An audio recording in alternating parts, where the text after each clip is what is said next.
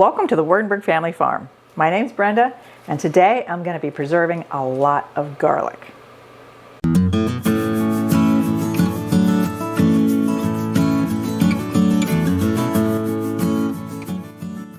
Garlic became a priority today. Number one, it was ready, but number two, there's a storm coming this afternoon. And you want to pick garlic when the ground is dry, and I've turned off the irrigation and it hasn't rained probably for a week here, has it? So it's nice and dry to pick and start curing. Now I knew it was ready by the couple signs. Number one, a couple leaves were dead on the bottom, and the rest of the leaves on the top were dead about a third way down the stalk or whatever. And number two, I saw a guy on YouTube, I guess this is right, I actually missed two of the scapes when I cut scapes off, and he said, you know, they're ready when the scapes that are usually curled over, when they start standing straight up in the air, the garlic's ready. And it was. I mean, some of mine was almost past ready. But I harvested a bunch of garlic, and the ones that are perfectly smooth, like they're still all encased in the paper stuff, the little wrapper stuff, whatever it is on the outside of the garlic, those can just be hung up to dry and cure. So I have a big bunch of them out there curing that way. But ones that are not perfect like that are starting to separate like this and don't have the outer things on them, those I need to take care of today. So I'm going to try two different methods of preserving garlic today for the stuff that I can't just hang and dry. So we'll see. I've never done either of these methods, but I'm going to give it a try. They both make sense, and I think it'll be interesting. So the first thing I have to do is just cut the stem off, cut the roots off, separate all these little things of garlic, which some of the bulbs, look, some of the bulbs were big. Look, that's one clove of garlic.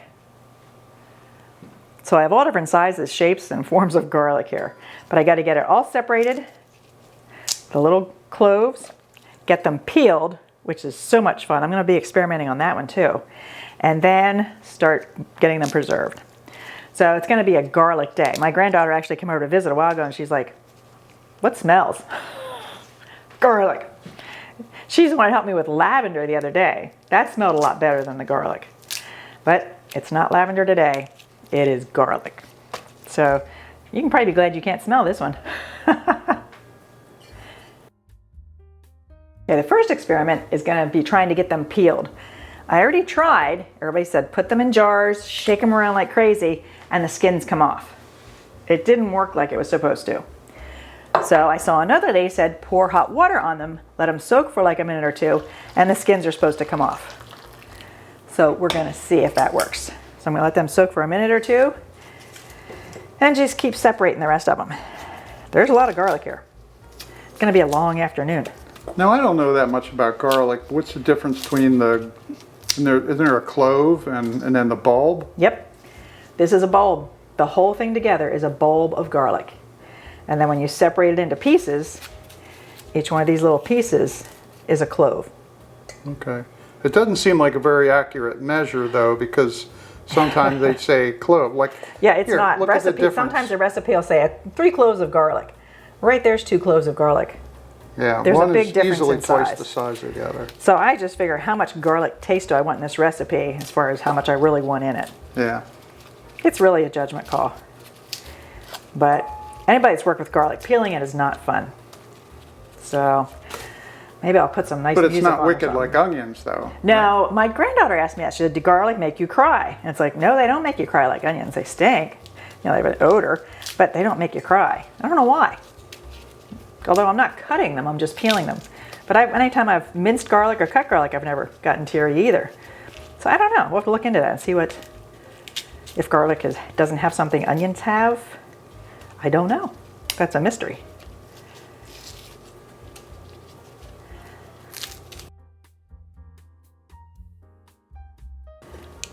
All right, they sat in the water for a little bit. Some of the skins seem to be falling right off, but some of them aren't. See, that one came right off.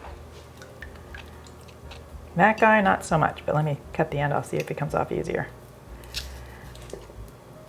It does make them at the very least, makes them a lot easier to handle, and most of it does peel off. So I might be soaking them in hot water for 2 minutes. It does, look at that. It makes it easier, it does.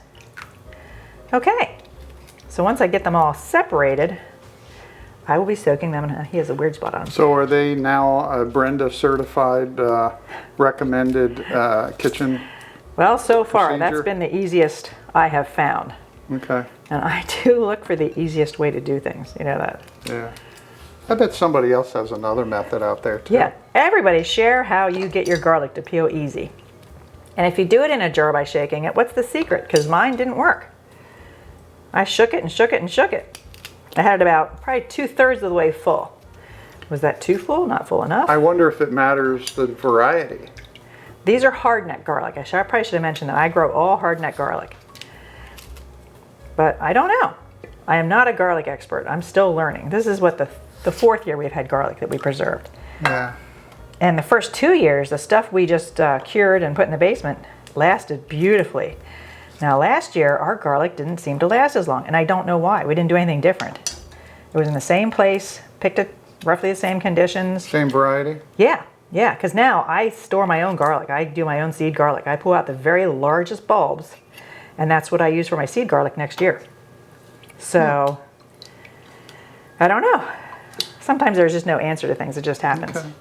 So how did you do, you had some right here. How did you do these? Those I just peeled by hand, just sitting and peeling the peel off a little bit at a time. Which I'm still doing that to some degree with this, but a lot of it slips right off. So there's no real downside. Why not? Yeah, it doesn't hurt it. I don't know. Now when you put it in the jar and you shake it around vigorously, does it damage? Does it bruise? No, I don't think so. It's not. It doesn't break it up. It's still completely whole cloves. Yeah. But it's just supposed to. Whoop! That one just popped right out. Did you see that? No. I squeezed it a little bit. It popped right out of the skin. Jumped out. Yeah. Also that one. Okay, now I'm getting excited. That one didn't. Okay, but some of them,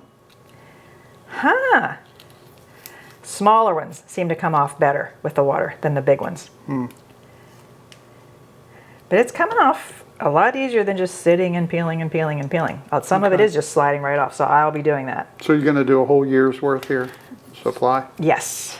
And I'm actually going to do it 2 ways. One, I'm going to actually store in vinegar. That some things you read or see say you can keep it that way for 6 months. Some people say a year. But I'm going to roast a bunch in a new method and then freeze it. I love having roasted garlic on hand. So I'll preserve this, in those 2 ways. And the stuff that's out curing, I will just be storing in a basket in the larder. And hopefully it'll last longer than it did last year. Okay. So is this your picking bucket here, right from the market garden? I just cut the longest part of the leaves off. That's just the rejects that couldn't be cured directly. Okay. So this is only the rejects. The other stuff is the primo stuff. And it's not that it's going to taste different. You just can't cure it. The other stuff is out, actually in the one barn, the aisleway of the barn, where there's always a breeze. It's just constantly a breeze through there, and it never gets the sunshine. There is quite a bit of it So there. it's shaded, it's dark, it's cool enough, and breezy. Lots of air circulation. So I did it there 2 years ago, and it was beautiful. So we should have a lot of garlic this year. I love cooking with garlic. It makes things taste so good.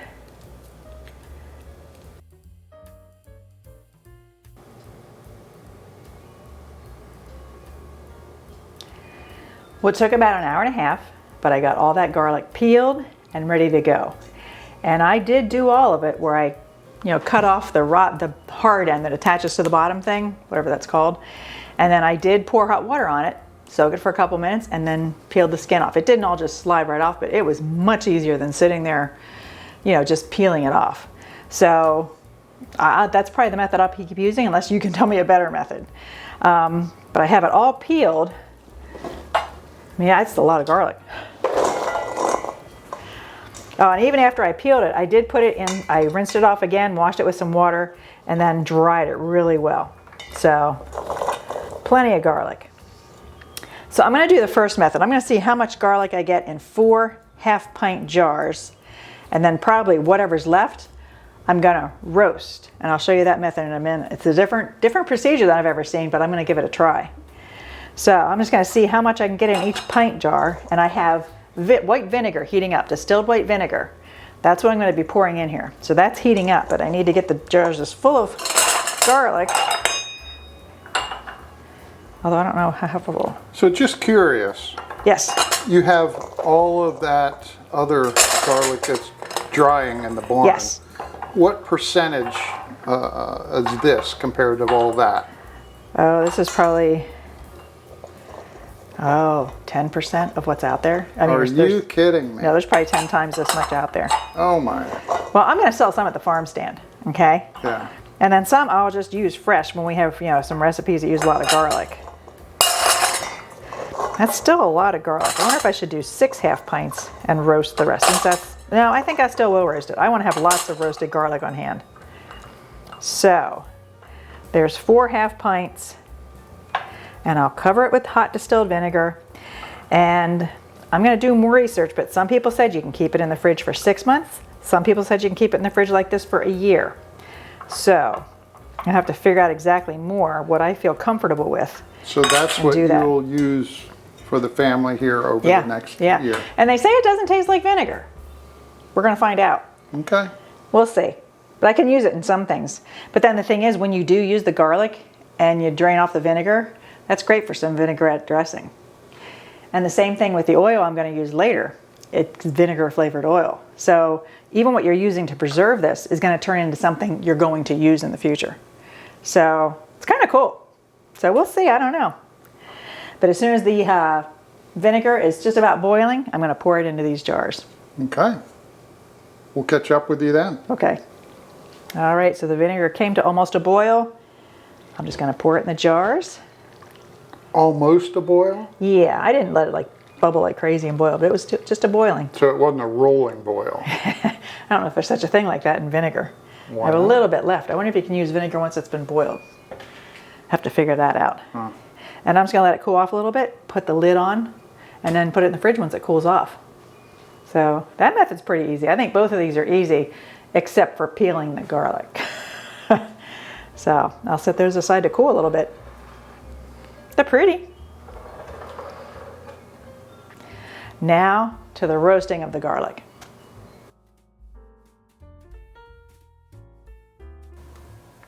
Okay, this method I actually saw on YouTube. It's a short done by Joshua Weissman. If you've never watched him cook or followed any of his recipes, you ought to check it out. I'll link below in the description the video that showed me how to do this. So, another experiment. Dump a bunch of olive oil in, or a bunch of garlic in, and you cover with enough extra virgin olive oil just to cover the garlic. Although he used vegetable oil. But the smoke point is both of them is about 400 degrees, so they can be used interchangeably. And I'm going to do mine in 2 batches, so it's just on the bottom of the pan. Okay, I think you're basically deep frying it, but it's roasty. He calls it roasty, toasty garlic. Okay, and I'm just going to get this cooking. Okay. And then when it looks like it's roasted, toasted, whatever, then you let it sit for, I think, 5 minutes, and we'll see what it's like. Okay, we'll be back. Yeah, don't watch what is that thing? Watched pot won't boil? Yeah.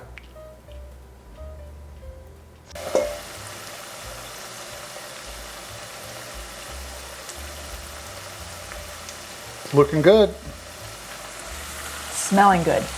It's looking a little brown on the edges, I think. So I'm going to keep stirring it. And it'll stick to the bottom too. So I'm going to keep moving it. But it's a frying, cooking. I see a few skins I missed, so I'll pull those out then. But this is nice. It'll take care of the skins that I missed.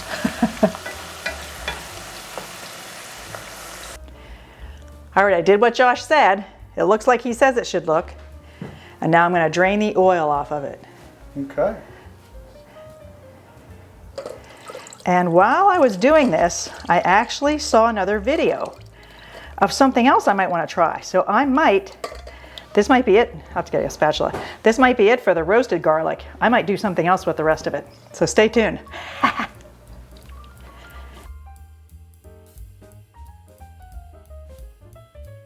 Okay, so this will be my attempt at making Toum, which I saw on 1870s Homestead.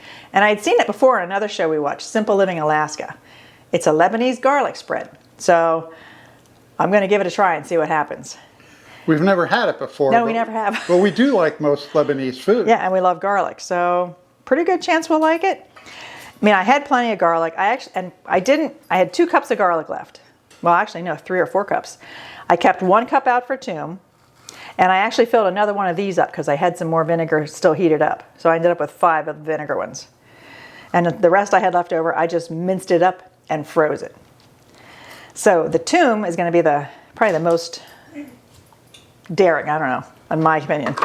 See if we'll like it or not. So 1 cup of garlic. This is the recipe from 1870s Homestead. But all of this is being done under the big umbrella of this is only 10% of our garlic. Oh yeah, yeah, we still have a lot more garlic. Oh, we have tons. Okay, it's 2 teaspoons of salt. Now, if this turns out to be a big hit, you might make this and put it out at the farm stand. Who knows? You never know what I'm going to do. So let's make it noisy. I have to mince it, scrape it, until it's a real good puree.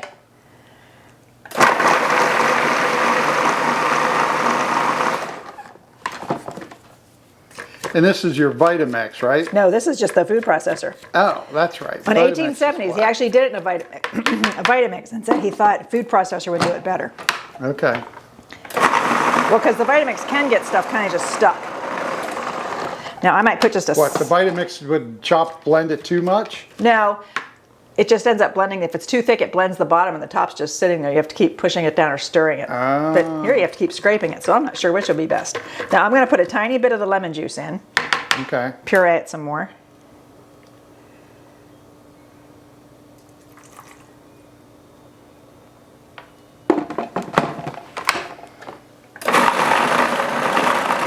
Yeah, see, it's just pushing out along the edge.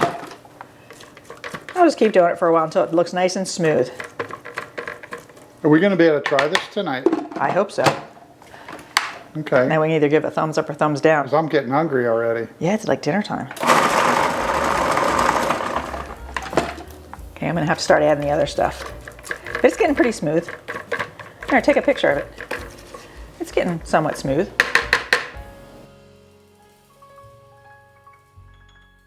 Now comes the tricky part. I'm going to be adding the olive oil and lemon juice alternately to try to get it to emulsify. You can't go faster. I guess it doesn't emulsify.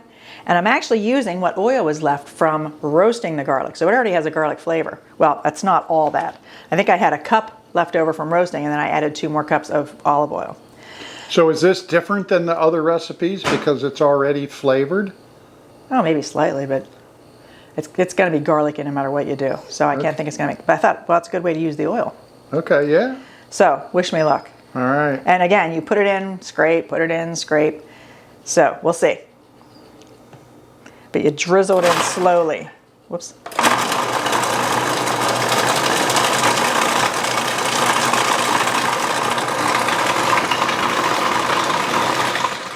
I'm going to scrape, and then I'll add a little bit of lemon juice, and scrape, more oil, and scrape, and ditto, ditto. Keep doing it over and over again.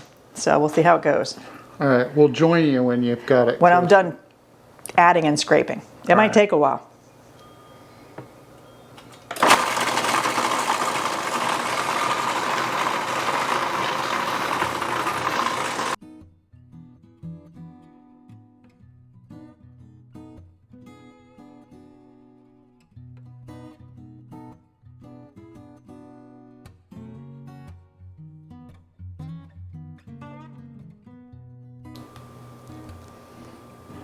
Taste testing it. Beautiful yellow color. It looks like butter, doesn't it? Very I whipped. hope it's right. It looks just like everybody else's does when you do. Yeah, it's got an amazing consistency. So Here goes nothing. Yeah. We're just putting it on a Triscuit just to taste it. Mm-hmm.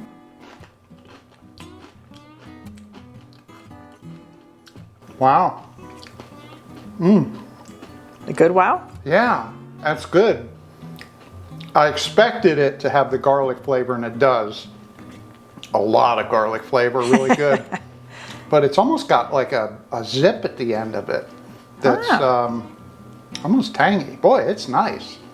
You know, I was thinking, this could solve the age-old problem if you have a daughter or son, 16 and 17-year-old, he's dating somebody that you don't really care for, just give them a little bit of this before they go on their date. Problem solved.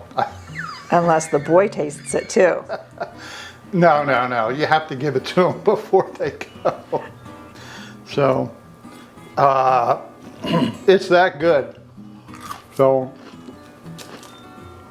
I'd recommend though that you're married, both of you need to enjoy it the same evening. So now I'm gonna have to do a taste test too. Yeah. Woo! Oh, I can't wait. It's good though. You can't just have one. Okay. Okay, I have to say I'm a little nervous. We'll see how this goes. Start with a little bit.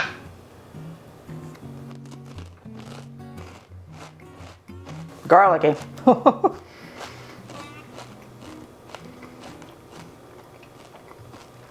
There is a tanginess. Whoa.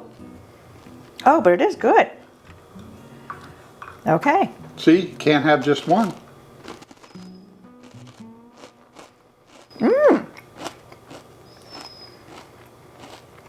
Now we're new to this, so we're going to have to figure out all the ways we can use it. That really has a kick at the end. Yeah. Oh, I'd say thumbs up. Yeah. It's not subtle though. No. It's garlic. So, I'm glad we did it. Okay, processing the garlic is done. Wound up with 5 half pints of whole garlic cloves in white vinegar, 1 pint of frozen roasted garlic, 1 pint of just frozen minced garlic. I just minced it and put it in little ice cube things and put it in here. And I should be able to break off pieces of that when I need it. And these cute little jars full of Toum. Donnie bought me these little jars, a long time ago. And there's never been anything I could use them for. Now it was a little tricky getting the Toum in them, but we aren't gonna use a whole lot at one time. So I think once we get one, I'll keep them in the freezer. Once we get one out, that's all we're gonna need for a while. I think we'll take it in limited doses. I love it, but it is a lot of garlic. So all in all, that's great. I'm thrilled. I thought I was only gonna do 2 things, but instead I did 4. So I love experimenting and trying things, and now we have all kinds of garlic products to use. And all 4 of them seem to work. Yeah. Now I haven't frozen the Toum yet. I'm gonna leave the lids a little bit loose when I freeze it, just in case it expands. I don't wanna break the jars. And then I'll tighten them later. But I'm thrilled. So thanks for watching me do my garlic, and you're probably glad you couldn't smell this one. We'll see you in our next video. Bye-bye.